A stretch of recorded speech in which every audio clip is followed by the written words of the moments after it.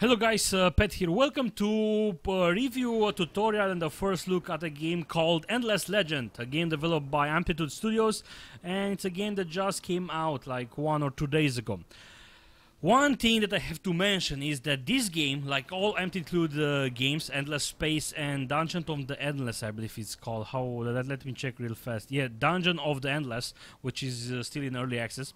They have beautiful interface, and they are doing an amazing job with concept art and the UI interface. So if you guys from Amplitude Studios are watching this, get a beer to the concept art dude and to the UI dude. And next year when I come to Paris, I will give them the beer myself, if possible, right? Anyway, look, even this menu, and even when you click, the animation came fluid. Look at the.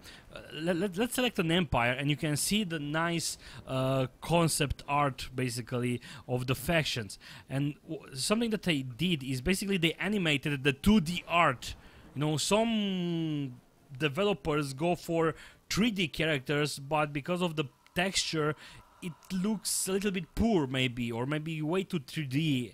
But with this 2D graphics, it's really looking more personal and much better. And with this animation, it's really looking good. Look, she's pretty, right? And this guy is also with the mustache. Look at the cultists. Look at the necrophages, or however they are called, anyway. So basically, Endless Legend is a turn-based strategy game. And if you would like to put it in a bowl and compare it, since people like to compare games with other games, think of Civilization and think a little bit of Fantasy Civilization, but with good other improvements and twists. So it's not a Civilization game, right? Keep that in mind. So let's actually start a new game. You can. I played 2 games, but by the way, check this. The normal difficulty has a tooltip, like, and it says if the British have been like this, the US will still be a colony. Good one, guys. Good one. I played like 2 games, and I won pretty easily on normal difficulty. So I'm trying. On my upcoming games, I'm going to try to play it on hard or serious to see if it's going to be much more of a challenge. You can set up a world. Size, continent shape, and color, and basically the core of this whole you can play single player, friends only multiplayer, and a public multiplayer. And something that you can do is basically you can set up timer for turns or for battles, and which is actually fairly okay if you're playing multiplayer. You can also set up more advanced settings for the world generation. Now, about the Empire, each of those factions play very differently. For example, the cultists can only have 1 city. The advantage for those roving clans, which are basically nomads, they can move the cities and the districts around.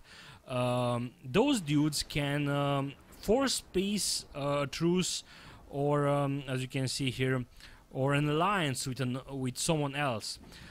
So yeah. The whole factions are very different, so I would like to see an expansion or a DLC that will add even more factions, maybe with some twist in between them, so they won't be that different. Because from what I'm thinking, they kind of not force you, but you will see an optimal path for you to play with those with this faction. You might try something else, but maybe you won't be that efficient. However, something that they've added, you can add your own faction, which is going to be, it's going to have an affinity. It's going to be based on someone else, but you will be able to change all those settings, the costs, and different type of traits, which is actually pretty good. So thank you guys for adding this to the game. Now, I'm going to start a game with those roving clans because I like the intro that they've done, and I will explain to you on how the game is being played and what are the difference between other games, right? And these are the unit types, and you will look like only 4 unit types. Oh my god, this sucks. You will see that there are more units. And let's actually see if we can generate a world. There is a bug that sometimes the world is failing to generate. Nothing major, but something. Okay, you see. And let's just try to generate it again.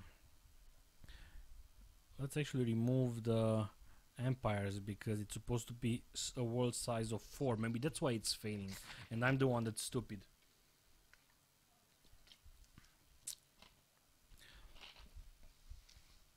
So the game is basically doing something different. The combat, it's tactical, which is I personally don't really like that because it's Civilization, for example, it's automated. It happens. Actually, check this one out. Some hope to control their destiny by building. Others through science or by conquest. The sound is a little bit down because I intentionally put it down in the settings so you can hear me. But check out the animation on this 2D. It's basically 2D. Well, maybe not this, but the other drawings were 2D, and they've animated the whole thing, which is the whole intro looks fabulous. So good job, really, really good job. You see how the whole game is presented. It wants you to play it. There is another company that's publishing a lot of tactical games, and a lot of those tactical games really have bad 3D graphics. And why do a 3D graphics on a small real-time strategy or a turn-based strategy? But anyway, that's another story. So we already encountered a minor factions.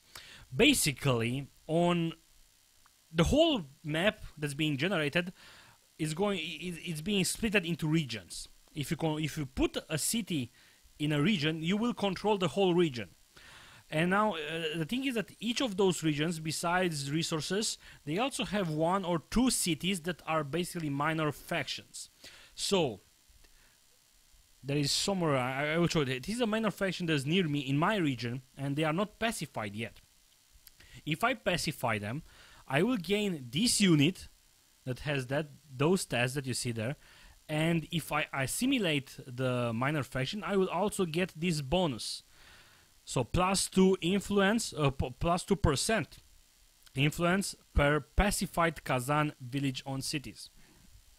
Another advantage is that when you pacify a city, you will get a +1 population into your city from those guys. So that's a good thing to keep in mind. So let's actually just build a city. I have a settler and 2 units, and this is my hero. Yes, guys, you have heroes, and you can put those heroes to lead armies or to govern a city. And the heroes have skill trees and items. You will see it. We will get there. But I do have to apologize that this video is going to be a little bit long. But anyway, I do want to show you all the things. So I will just put the city here. We will get we'll get access to 6 food from here. So when you put it, the city has been built, and we have 15 food. Basically 1, 2, 8, 10, 12. 13, and then -2. I think I counted right. Anyway, but basically that's the idea. It's not like in Civilization where you have a population that's working that field and then you have a population that's working that field. No, all the fields are being worked. However, you do have some management, and I noticed that I spend more time managing cities than I do in Civilization 5. Because, besides building buildings, you can... Right now, I only have 1 human here because I only have 1 population, and I can put this one and change it, and basically I will build faster, or I will grow faster. I will get more food, basically, or I will get more science and so on. So I will just keep it there in order to get the city growing faster, and then I will just switch 1 or 2 population maybe into the industrial in order to build this building faster. The first building that I'm going to build is Founders Memorial. And I will show you after that what borough streets are. Basically, are districts. That's how you grow. That's how you grow the city. So another thing that you will do early on is get your hero with the 2 units and scout around. And you see these are unspoiled ruins, and when we go them and search them, we will actually found nothing of interest. That's a little bit unfortunate. But around, if we look, we see a lot of other various effects, resources that give us different bonuses. For example, this one, azotic exotics. What the hell? And that's giving me a lot of food because of that. And that was a good idea to put the city near them. So if I zoom out, you can't see it well, but you see how the whole thing turned into a region, and it's green. It's because I control that region. You see there is another region here. If I put a city there, I will control that region also. So another thing that we are going to do right now is we are going to try to pacify those this minor faction in order to assimilate them, and then we will also be much safer because we won't get under attack by them. So let's go there. So the next thing that I'm going to show you is the science, the research screen, and this is how it looks. Those are areas, and in order for you to reach the next era, you need to have, if I remember correctly, about 7 or 8 resources, research from first era, 7 or 8 from second era to go to the third era, and so on. So basically, it's not like a tree, like a skill tree, and you try to get everything. You get whatever you want the most, right? So if I'm going to play more aggressive, like on military, I might want to get those things. This unit, this military science, which is a building. If I want to go more on economy, on the population, I might go on those tools. Right, this is a useful research system which basically gives us access to the sewer system, which is a building, and the good thing is that we get +2 approval on the city where we build this. So this is kind of important. Other important things are basically those they unlock weapons for the hero, the weapons that use titanium or glass steel, which is a unique resource. So the first thing that we are going to research is basically this one, because with seed storage, if we build that building, we will get +10 food on city during summer, emphasis on the summer, and then we will we'll look on what we will research, and only with a right click I go back. See, I don't have to press escape or anything, everything with the mouse. Right click, I go here, right click, bam, disappears. The winter and summer is a pretty interesting mechanic that's being added to the game, and you can see it here. It's basically summer right now, but winter will come between 36 and 56 turns. We don't know exactly when it's going to come, and we don't know exactly for how long it's going to last. And during winter we get minus food, minus 50% movement rate for the armies, so also minus gold and minus everything basically. And during winter you kind of need to prepare for winter, and winter comes, things happen, because if you are during war and you are attacking and winter comes, and you'll be like, oh shit, my army will now move much slower, and there are other mechanics like that you really need to take into consideration. So this is a pretty nice twist to the game. So let's end our first turn, and then I will explain to you more stuff. Now we basically got quests. Another thing that you will get in this game are quests, and basically you will get side quests and faction quest. And I'm not sure if faction quests get different each time you play, or basically it's the same faction quest. But basically it will tell you this is a faction quest because it has a lot of text and it has a lot of story. Basically it's the story of this faction, right? It really allows you to connect to the whole universe, basically. And basically this is what you have to do. Make sure all the Silix villages are pacified in the region where the indicated ruins lie. Show location. Okay, here. This is in this region. Oh, by the way, there is another faction here. So I will have to go there and pacify them, I guess. Let's see again. Make sure all the civilians are... Yep. Okay, so what we are going to do right now is pacifying those this minor faction, and you can actually pacify them 3 ways. In the tutorial, you are being shown one way, but when I first started to play the game, was where is that button? You can basically attack them, which is what we are going to do right now. You can talk to them and they will give you a quest, and if you complete the quest they will become pacified, or you can bribe them by just giving them dust. However, if you want to do that, and if you don't want to resume to fighting, you really need to have this researched. And I didn't know that at first. I was like, how do I do this? I don't want to attack them. I don't want to keep my units and blah blah. You need to have this research. So let's attack them. So what's going to happen right now? The good thing is that you can auto attack. Right? Auto attack, and the whole simulation. You see, we kind of we have these units. Those units are going to reinforce. This is the militia, the units that are in our city. This is a nice twist to the game. If you have another army in that region, it's going to reinforce another army in the same region if that army is fighting.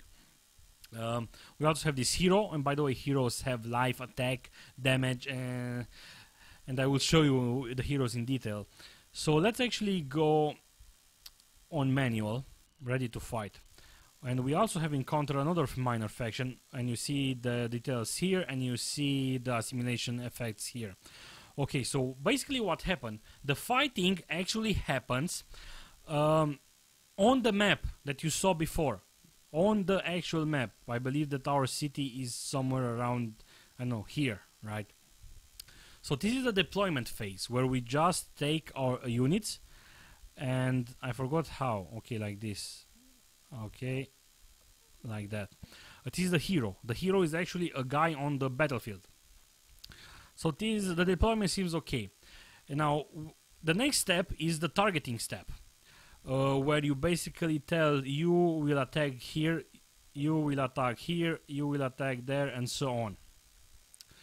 And then you are going to launch. The opponent does the same thing. And you will have 6 phases. And the whole fight can basically end up in a draw.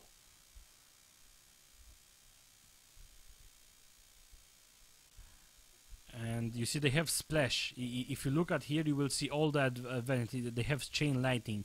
They also fly. They have range slayer. These are their attack. This is their defense. So you will lose some units. But I'm not sure why we don't have sound. Again, it went to validate. It might be a little bit too loud. So anyway, I usually don't like this about games because you know, when I'm on the map, the whole game moves at one speed, and while I'm here, I'm moving at another speed, if that makes sense. And I'm also not that tactical of a person, so the targeting seems okay. They move. 57 damage, we will lose a unit. Yep. And we only hit them with 28. Those guys only have 37.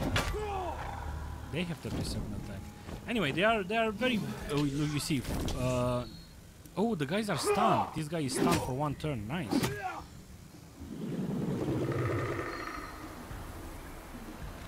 Launch again.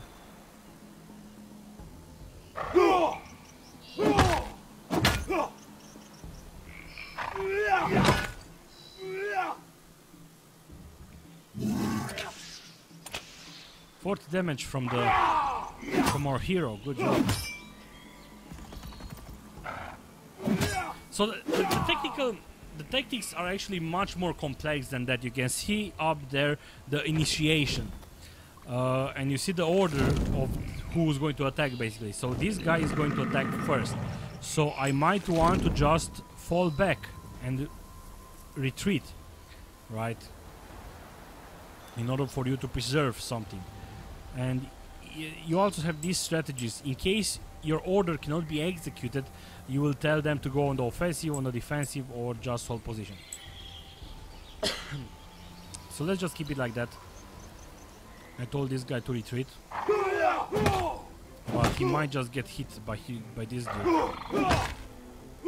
Oh no, this guy got hit, I think. Yeah. 1 unit is down. Hey, we won. We didn't lost any units. You see, and they go back. That was the city place, where the city was. And we won, actually. Nice. Yeah, I'm proud of myself. I got 10 experience. So what happened? I've gained a quest, and this minor faction can be assimilated. So if I go here, this is the Empire screen, where you see all the things you get, all the treasury, Empire approval rate, influence points. I'm getting +1 point per turn, and every 18 turns, you see the next plan is going to happen in those this number of turns. Let's try to simulate it. This is another twist, a nice twist by the game. Basically, let's say I have 80 influence, which is kind of a lot. I can do something like this. If I spend 20 influence, I will get +3 +3 gold or dust per people on cities. Or let's say that I'm going to go on the offense, and I know that I want to build a lot of units. I might do this, and you see, and those other things are going to get unlocked by eras, as you can see there. Or maybe if I have influence points, I can go like this.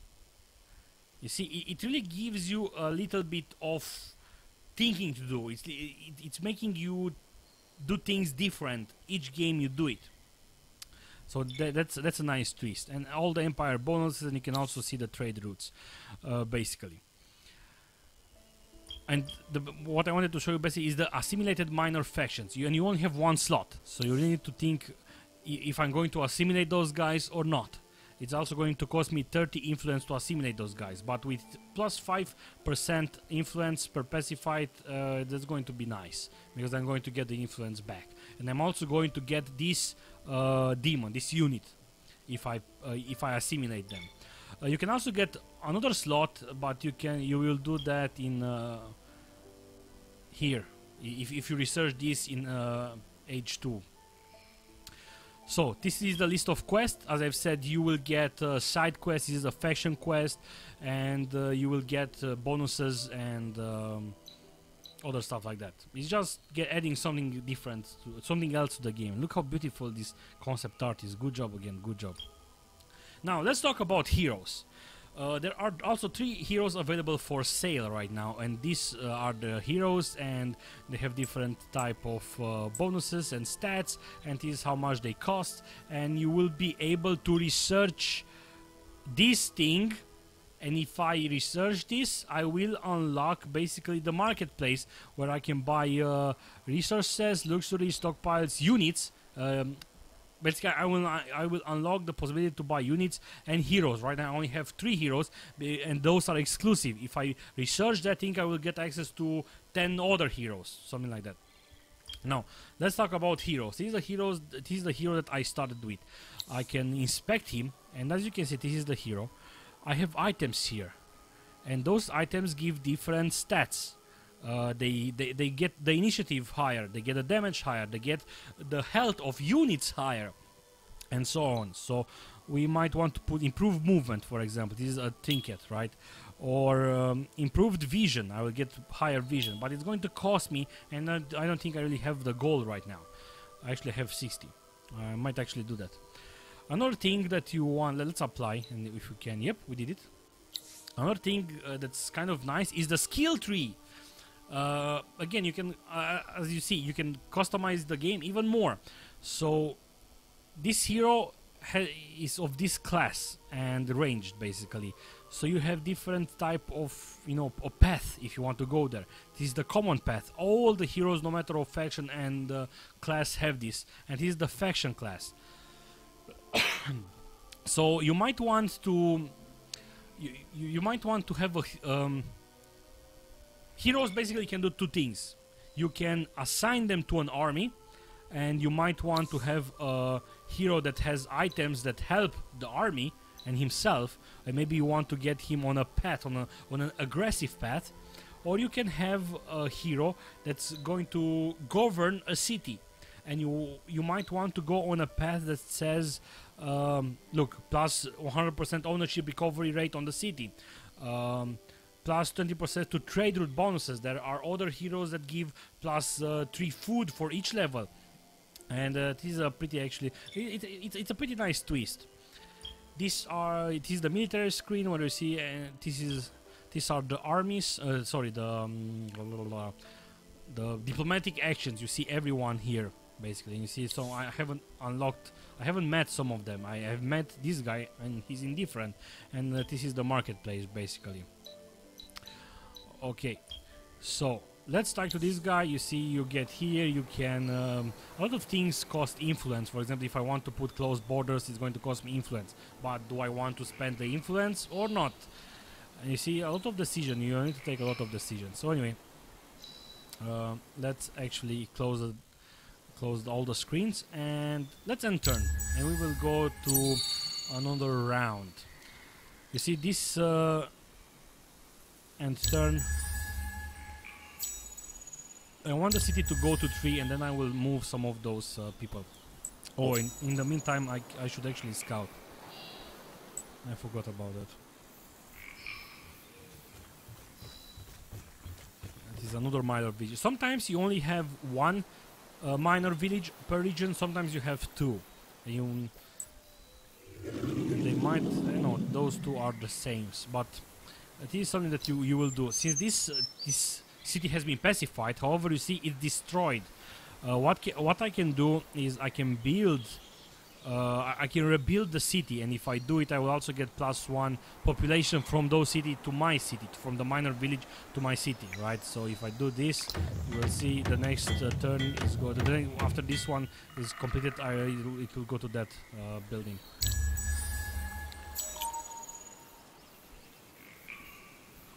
Okay. Let's research. Let's move some more. What is this Earth Tower? The whole map is filled with artifacts, and I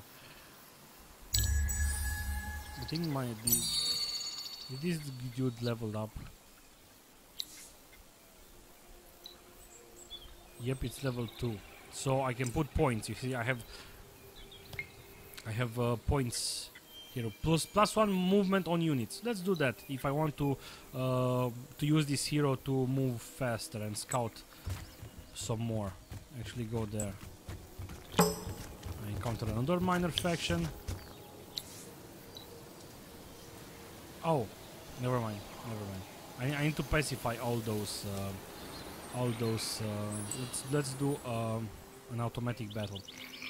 I think that I will lose some units. Phew, what the hell is wrong today? I'm not getting all my words as they should. So let's move some of the. So in only 3 turns I will finish this building. Okay, let's research something else. Let's research this actually, because I want to try to pacify them and show you how they behave. So don't actually go there anymore. Go and research. No, just remain around. It's going to finish not that soon. It's going to finish in 10 turns, but this building is going to finish now. So see it automatically. The queue up automatically started on that thing. So.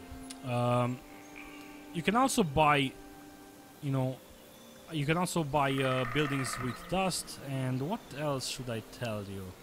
I can only hold 4 units as garrison here. This is the militia. The militia comes naturally with the city. Yeah, right. Because right now I have +2 population, I can build +2 districts, which is basically this one, borrowed streets. And I will lose 1 food because I'm building a city, but I will get +1 gold, +1 silence, +1 influence, but I will also lose some improvement. So and basically this is how the cities evolve, right? And now I choose where do I want to put the district, and you look around and you will see that. You see those hexagons change color if I put it here. I will gain access to those hexagons. So I might want to move into a direction where I see some kind of resource. I might want to put it here, and then maybe I will go here and here. It's going to take some time to go here, but anyway, it is not really such a good spot for a city. It's an okay spot, let's say that. Also, you might get a quest that will tell you to evolve to make a district or your city at level 2. Basically, the main hexagon is the city, and those are the districts that you are going to build. In order for a district or city to level up, it needs to be surrounded by districts. So if I want to level up the city, I want to build a district here, here, here, here, here, and here. So, right, keep that in mind. Let's go to this location. It's queued up. So what else do I have to tell you? Let's in a way, this is kind of the game, I guess. These are some of the core features of the game. Some of the stuff I'm still finding myself. Oh, another thing. When you get to H2, for example, or how is it called? Is it Aegis? Oh, Era. When you get to Era 2, you will unlock about two other resources, and also some towers. The foundation of all towers. For example, I might find the foundation here, and I will be able to build a watchtower here that will give me vision. When I reach Era number 3, I will unlock something else. So it's not just, hey, new Era. They add new things to the layers, so you will have something else to do. So that's actually pretty nice.